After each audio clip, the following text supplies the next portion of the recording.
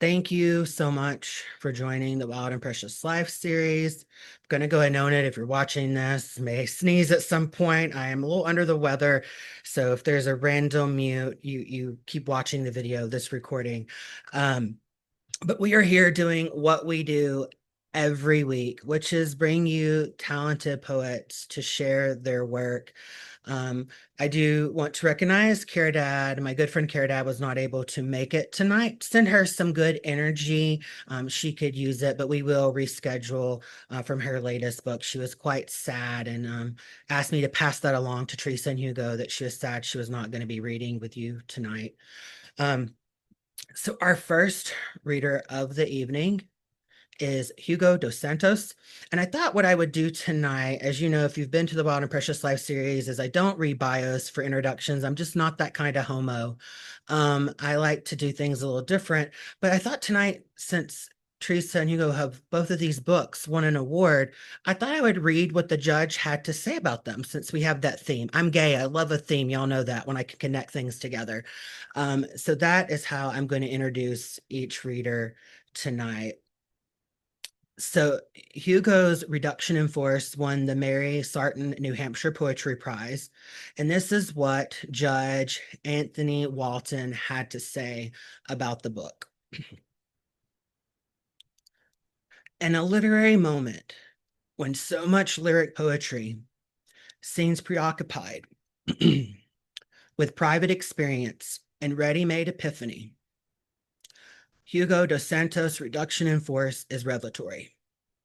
It is, yes, an examination of the self, but it performs its review through lenses and landscapes that are rarely utilized in poetry, which is to say, the cold and bureaucratized reality of the American corporate world and the ways that world can affect and pressure the individuals and families who attempt to build their lives under the dominion of those companies.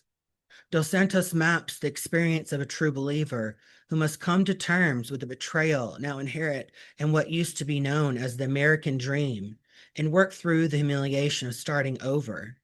He does so in poems that are consistently surprising in content, satisfyingly varied in form and tone, and utterly, winningly trustworthy to the reader. I haven't seen anything like this book before, and it heralds the arrival of an original poet with the promise of more originality and excitement ahead. Thank you for being here tonight. The screen is yours, Hugo. Thank you for that wonderful introduction. That was great. Thank you all for having me here also. It's great to see so many new faces and meet you and be in this room with you. Um, that introduction was also great because it now means I don't have to tell you a lot of the stuff I was going to tell you about what I'm going to read tonight. So that was super efficient. And before I dive into that book, I do want to read to you a poem by a fellow poet who is a dear friend of mine and who was going to be here originally. I think you'll have a chance to hear from her in this series later in the year. But Marina Carrera has a new book out, Dead Things and Where to Put Them, out from Cav and Carey Press. I'll make sure I drop the link in the chat later. But since she couldn't be here with us in the room tonight, I figured I would just bring her into the room by reading one of her poems. And this one's titled Folklore. A vault taught us monsters crawled out of woods on rainy nights, climbed roofs ready to fall from blackened chimneys unless we set a pot of boiling water to burn them alive as they came down. I believed this until I saw them in the open, trading woods for Wall Street, nightclubs, and the World Wide Web. None ever ruined unless their demons crept out from the caves of their own hearts, and certainly never hunched over anything but the devoured. I've walked miles and miles and miles away from that hard earth littered with pine needles and bottles to a plain of endless juniper, sea spreading itself beneath. On this side of recovery, Snow White runs off with the maid. Little Mermaid screams herself back into existence. The witch feeds Hansel and Gretel her own limbs, nary a part to waste.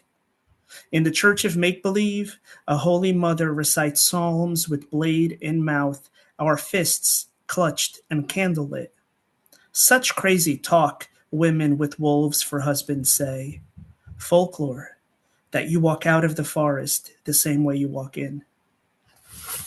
So that's again by Marina Carrera. And now I'll read you a little bit from my new collection, Reduction in Force, which will be out in a little under 2 months. Separation Agreement. Had a dream I was Bartleby, and when the call finally came, I was ready at my desk. Now it is morning, and the dream half dissolved, and the coffee consumed.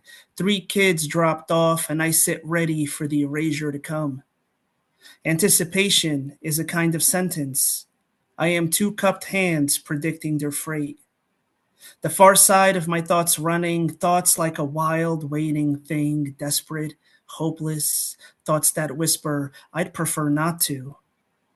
Any second now, once the call finally begins, maybe I can say simply, I am a rather employed man.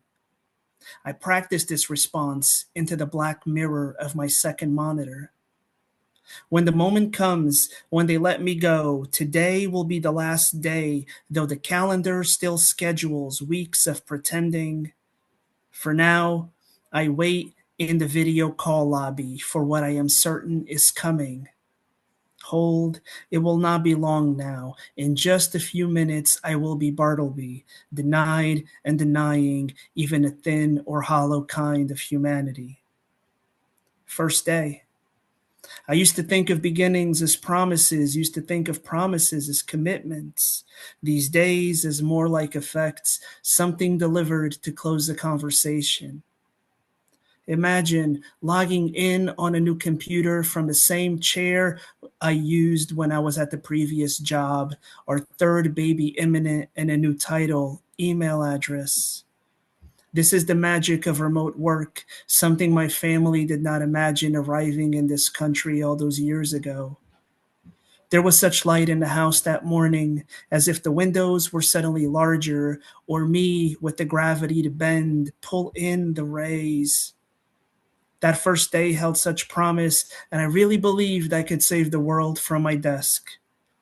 And my welcome call, I received onboarding information, a benefits packet. Then a voice said, I promise, you're going to love it here. You're home now. Work. Work is meaning, and I know this is wrong. Work is meaning, and I'm compensated for it. Work is meaning to get that spreadsheet when I'm back at my desk on Monday. It's meaning to finish an email, or I am. It's meaning to finally get that project off the ground. It's the way I think about what I contribute to the world. It's the label that appears next to my name, how I might be introduced at a party or to new company or to a new company, or when someone new joins the team at work. Work is meaning in the face of rising seas and heat and coups and disappearings. It's the new assimilation, reason to forget my mother tongue, my mother's tongue. It's the implicit why for the latest business book I'm reading or that podcast on auto download. It's how my children see me contributing to the world as they learn about its apathy. It's what they think about when someone asks them what they want to be when they grow up. We regret to inform you. Even as children, we learn that nothing in the universe is faster than light. We contemplate its speed with a tiny understanding of our own movement, direction, destination. The light moves toward all things with no concern for where it will arrive, when. And so the darkness recedes, changed, new boundaries emerge, redefined, thin lines beyond the reach of the tip of the pencil with which I write this line. As I look up from this table through the various windows around me in this library where I submit application after once I add a cover letter to this one, yet another application far out back. Can you see it where the lawn lets out the forest in a stubborn, crowded cluster, various types of pine trees, evergreen as I thought my career would be, displayed the persistent and precise efforts of millions of needles reaching beyond anything they've known before to arrive at some portion of that light, so far come, so long traveled, so certainly arrived. I hit send dozens of times each day, submitting with each attempt a kind of prayer that extends out into the universe of available jobs, much in the same way those needles reach for the light. Sometimes the rejections are so absolute that I close the laptop, and not 5 minutes later, standing in the kitchen or the deck, my phone reveals some kind of generic version of the same message. I grant the light its mastery, though when it comes to efficiency, not even it could compete with the cold, prompt delivery of an automated rejection email. There are places where even light doesn't reach. Day 31. Plate tectonics teaches us that great forces converge to form new realities. Fire mud formed from lovelorn rock. Eventually, there's rock again. Even a continent has a father. This is a sensible way. After all, there are mythologies to inherit, which are really just stories to make sense of what is bigger than us. Or maybe the continent is the father, one sacrificial stone bending into newness by melting away. Blob of steaming dust gray skin settling over yellow red fire flesh. My own father, waiter by trade, his binding myth was merit, as in deserving or not the life we could make for ourselves. A chorus of plates and silverware, tablecloths flapping to spread, parachuting over tabletops ratty. He managed to sing through that madness, reminding me to tuck in my elbow. Go around, he said. Don't reach over the guests. One night, the family of us four huddled around our dinner table. I touched the hot Pyrex tray while serving myself, and it was like reaching my hand into magma. Tears in my eyes, I walked around the table as asked so he could inspect my finger. Holding my hand gently in his left palm, he looked me in the eye, missing the blister already forming on my finger, and slapped me hard across the cheek. Next time, you will pay attention when I tell you not to touch the hot plate.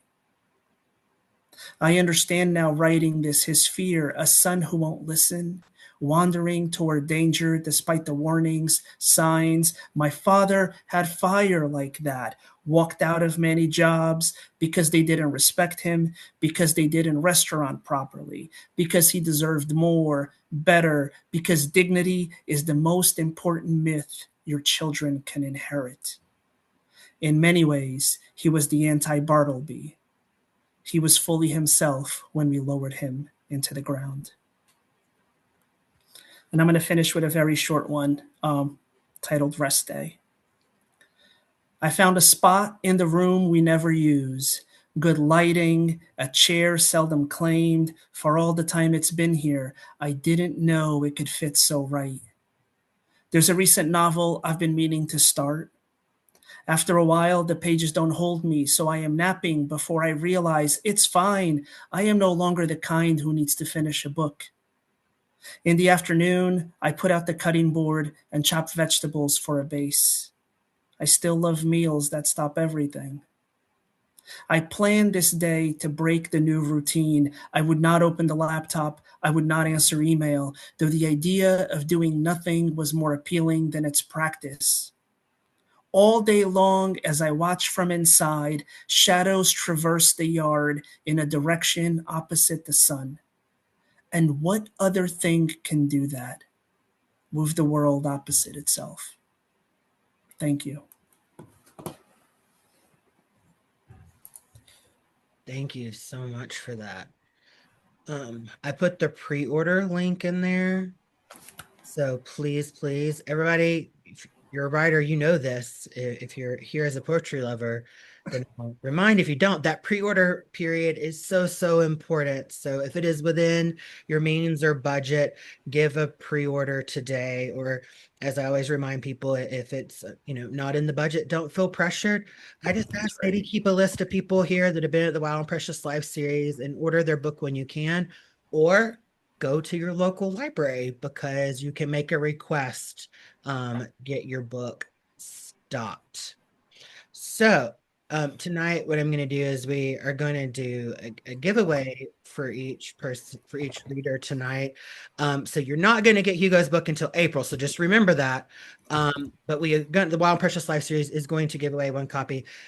There's no gimmick to it. All you got to do is type Hugo's first name, Hugo. So the first person that types it in the chat, you're gonna win a copy. You're not gonna get it till April because that's when it's out. But we'll get you a copy of that. So just really all you gotta do, type Hugo in the chat and you win a copy. Yeah, see, no one really, I promise it's not a gimmick. I'm not gonna like steal your address or anything like that. There we go, Christina. She knows she can trust me.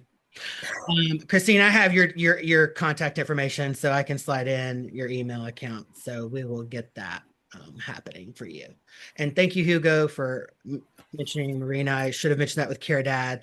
Hugo was great to step in, and Marina is just such a talented and fierce poet, and I enjoy um, her work and her posts on social media as well. Our next reader, oh, sorry. Told y'all I'm not feeling great, so I'm a little off kilter. I want to do just a couple of promotions. You know how it goes. You run a series, you have to promote it, right? We do have readings in March, which I want you to bookmark. Those are important. We're doing 2 readings, being ambitious, March 11th. So I know you're going to be AWP'd out, possibly or not, but you get to do this in your jammies from home. So put March 11th on the calendar and March 18th. Both of those will be great readings. But what I really want to spotlight, I mean, I want you to come to everything, but the Wild and Precious Life series celebrates 6 years on April the 1st. So I would love for you to come to that evening. I'd love to have a massive show since we are celebrating our anniversary. It will be a round robin style reading. Have a lot of people already signed up. You're going to hear one poem from each person because the point is just to celebrate people who have been in the series. Some people you've probably heard of: Kim Adenizio, Diane Seuss. They said they're going to come, with a lot of great other poets as well. Ben is going to be there. He is the only person that has been a guest host for me in this 6 years that I trust to carry this series when I have to be out. So I'm going to stop rambling and get to our next reader. Teresa Dzieglewicz is our next reader, and Teresa's Something Small of How to See a River won the Dorset Prize. And I'm going to share what the judge, Tamba Jess, had to say about Teresa's collection. Something Small of How to See a River chronicles a vivid landscape of the struggle for sovereignty, dignity, and survival on the Standing Rock Reservation. The poet calls forth the full humanity of those standing in solidarity with the land and their children's future. The poet is smuggling a fresh groundwater swell of real folk stories to testify alongside and against the sludge of headline misinformation, police reports, municipal records, and statistics. Working in the true sense of a liberatory project, here is honest, bracing news for the weary, but unwavered. Thank you for being here tonight, Teresa. The screen is yours. I almost forgot to unmute myself. Thank you so much for that lovely introduction, Dustin, and for creating this space. And Hugo, what an incredible reading. What an honor to get to read with you. I'm so excited to read the book. And thank you to everybody who's here. It's so good to be with you all tonight. So as the intro a little bit alludes to. So, what my book is about is in 2016, a lot. I imagine I've been reading to a lot of college students lately, and people don't remember this. But in 2016, there was, a big movement at the Standing Rock Reservation to stop a pipeline from going underneath the Missouri River. It was a giant indigenous movement. There were up to 10,000 people at the camp at a time. The pipeline had been rerouted through a more white area of North Dakota, through the an area just north of Standing Rock, which was traditionally or was legally treaty land that had been sort of taken by the Army Corps, as the government is wont to do. Um, I want to very much acknowledge that I'm white. This is a book very much about whiteness in movement spaces, but I also never want to be the only thing anybody reads about the movement, which is a really incredible movement. So I'm putting a big list in the chat of other. Oh, it won't let me right now because I put too many characters. But I will put a list in the chat of other books and poems and resources when I'm done reading. Oh, I'm sorry. Also, at the camp, my friend Elena Eagleshield had started a school for the kids who lived there. And she invited me to come and join her and to help run the school. And so that is what the book is about. The story starts like this, with scraps of shell. And the river just beginning to chisel her bed across the not yet prairie, to score through prehistoric fangs of cats, sea glass smooth ribs of swept away mammals. No nation dams her yet, floods the homes along her banks, corners her in puny lakes. No, now she sows and sows the once hinged hull of a mussel, a limpet emptied of its triangular heart. And new mineral starts to cling, spends centuries swelling, globe-like and resistant, around this swallowed archive. Now weathering, polishing away shale banks, revealing the shapes up to 10 feet in diameter. In Lakota, this place is called the Iya Wakagapi Wakpa, or Sacred Stone River. But when the soldiers came, saw the sun-lit stones, warm and breathy as eggs, they rechristened her the Cannonball. Because when destiny means only more and more, when all your tools are weapons, even a river starts to look like a war.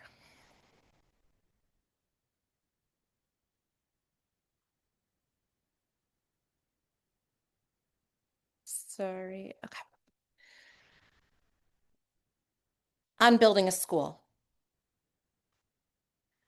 Shaylena, age 9, of hot pink coat and perfect scrambled eggs, presses her Velcroed boot against the wire of ice and barbs, opens the fence that keeps us from the river.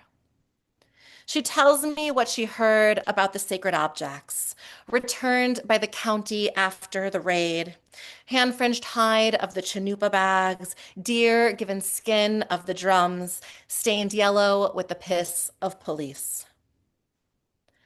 I crawl through the passage, past the cottonwood choking with leafless vine, the abandoned nest of the snow bunting preserved in its sheath of ice. She speaks of these handmade objects, and I think of what we are trying to build. This idea we call a school. I think of a friend who said, Native tradition creates beauty in every object, a reminder to care for what you have.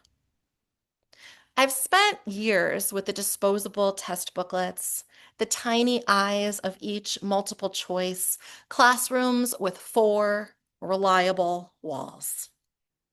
Years believing I could know what was best.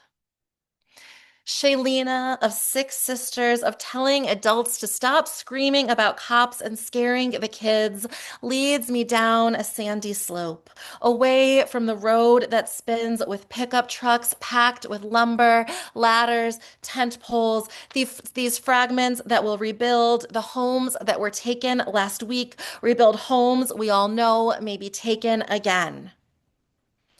We dip to a slim cuticle of a bank, frozen, freckled today with trash.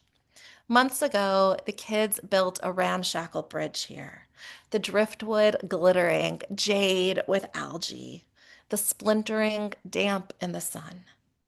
They climbed to the edge, unbothered that the bridge reached no certain bank, scrambled on scraped hands and knees, and trusted the rotting of the wood, and trusted maybe even the fall. The first time somebody mentioned staying the winter among the horse games and giveaways of August, I laughed. The story of my skin made me believe we'd win history quickly. Go home. How will I know how to name this? For the kids? For myself? If we fail? Shaylena digs in the cold sand, unearths a Skittles wrapper, the rainbow mud fossiled into brittle bird. I am about to warn her to stay away from the water's cold edge when she slips the trash gently into my hand, says, "Shaw." Next, hands me a crinkled Lay's bag. Ji, a ramen wrapper. Shaji. She hands me each Lakota color, picks up each piece one by one, as if we'd never heard the ambulances screech from the road, as if the helicopters didn't scar the air with their mosquito song. She names each item as if there was no other sound in the world for what we held in our hands. Thank you.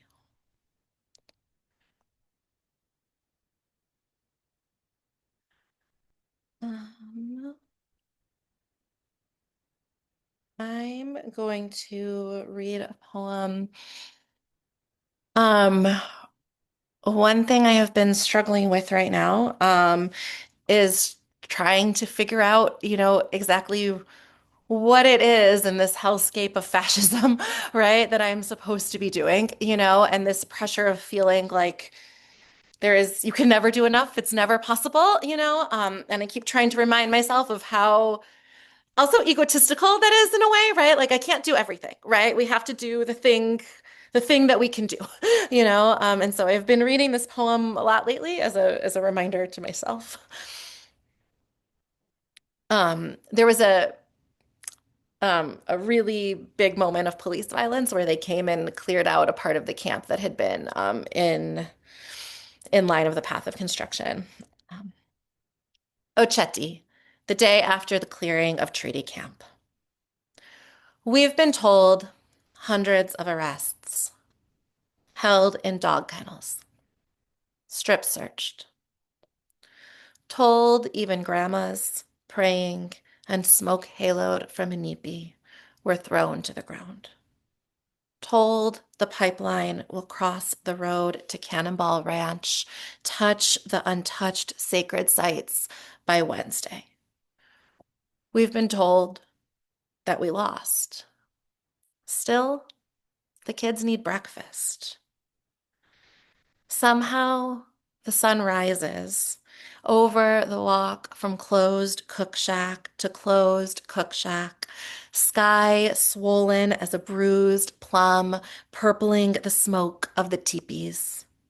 In the distance, two women kneel on the plywood roof of a half-built house, bodies clad in the fawn-colored fabric of their Carhartt jumpers, ladders pawing behind them like restless cats. They staple a vinyl tarp to the slight slope. Here's a list of everything I know. I will find breakfast. They will cover the roof. When I walk by the house again, it will look like a woman braced against the October wind, the tarp a skirt she smooths against her hips.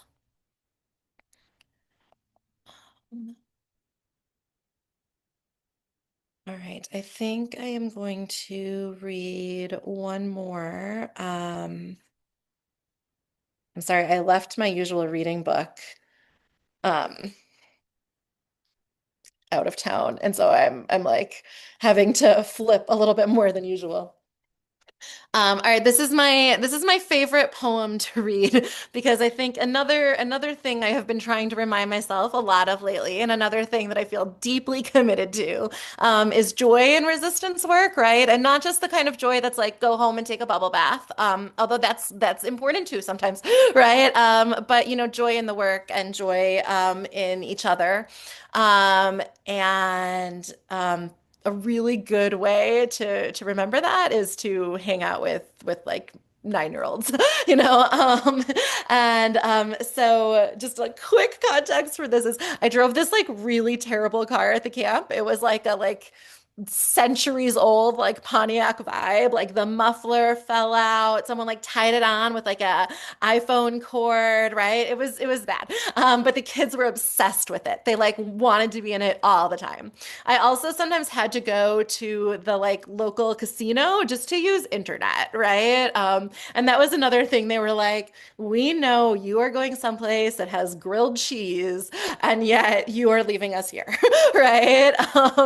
And so this is a poem about them taking that into their own hands. There are no police in this poem. Only the kids, balancing in their snow boots, the log beneath them rainbowed in resistance slogans. Slush gray light interrupted by the bright flags of their arms, they wave down our car. Teachers, teachers! We unclick the loose tooth of each manual lock, and the dinged up doors, full weight of the kids on their handles, fly open like the arms of startled infants.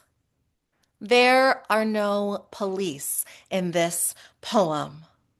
Only Shawnee Ray, my foot as her spurred, vaulting to the council, asterisking my borrowed skirt with the juice of her gas station pickle, only Shelby's hands winging my books from the back seat, and Shaylena, who can't be bothered, digging her knees into the narrow volumes of poetry, slick picture book covers. I'm saying there are no police in this car where Frankie lunges over everybody, her arms and long black cape of a coat wrapped around baby Dylan, Marshmallow Man in his snowsuit, fingers Sour Patch sticky. Somehow, suddenly, my hands, my feet are off the wheel, the pedals. I am ankle deep in the snow. All the teachers are shivering spectators of this wild joy.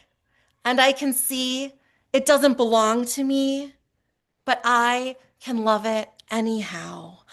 There are no police anywhere as Emma's elbow pokes the horn, beep, beep, beep, jostling through the snow muffle of prairie as Raina and Nyla and RJ co-sardine the driver's seat, getaway curls smushed on the felt of the ceiling. There are no seats left in the car. So Michael and Leighton scramble the windshield, sprawl on the roof. There are only the kids shouting the ecstatic tally of themselves.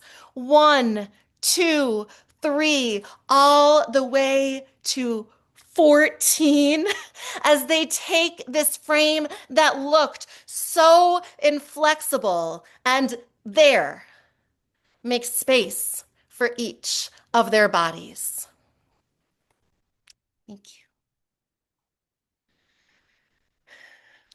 Thank you again so much for all being here tonight.